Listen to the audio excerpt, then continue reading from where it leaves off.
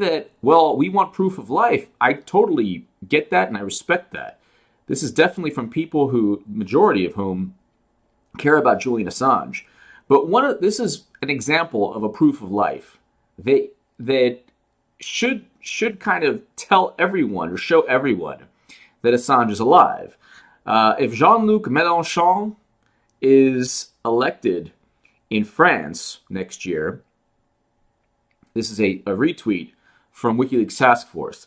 If Jean-Luc Mélenchon is elected next year in France, Assange and Snowden will become French nationals.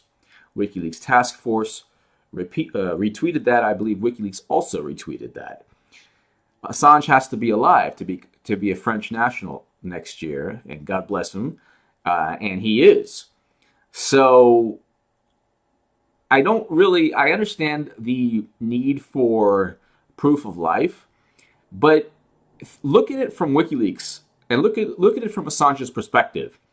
If every time there was this need from a number of people or supporters or just general people out there who want proof of life, every single time that they listened and they said, okay, well, people want proof of life, so now let's send a photo of Julian Assange holding a kitten or a cat or have him go outside, he would be beholden to the theories pertaining to his well-being. He would have to then drop everything, show proof of life. And what if it was every 2 weeks? What if it was every week? What if every other day people were saying, we need proof.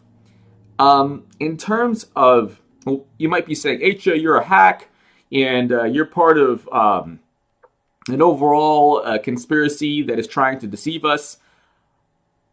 If WikiLeaks on Twitter has not notified, or on their website, has not notified anyone pertaining to something bad happening to Julian Assange, there's no reason to believe that something bad has happened to him.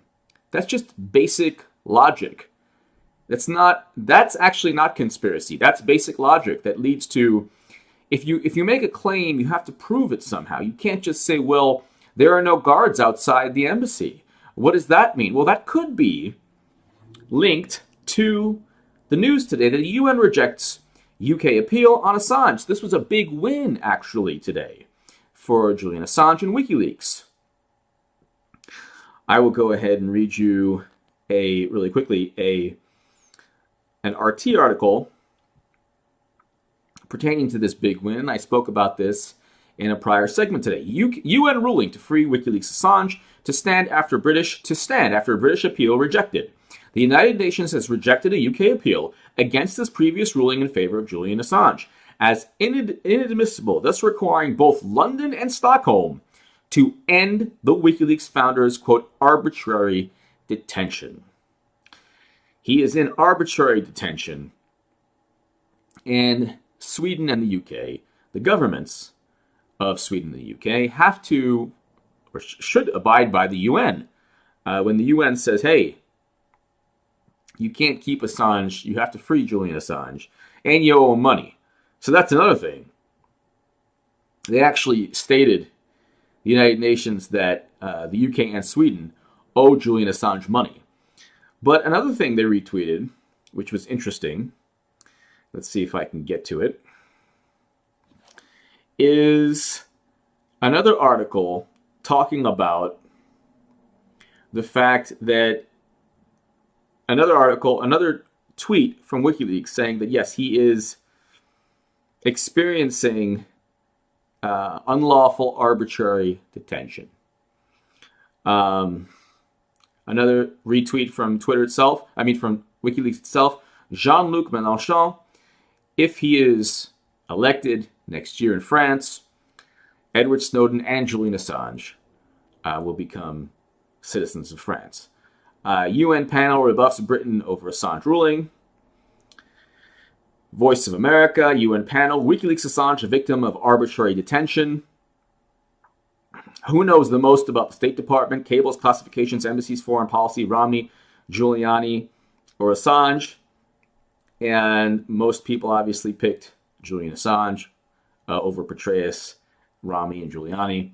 So what I'm trying to say essentially is, if WikiLeaks on their website, on their Twitter account, on every other social media platform that they use, hasn't stated that anything bad, heaven forbid, has happened to Julian Assange, the only logical assumption is to say, okay, he is alive, he is fine.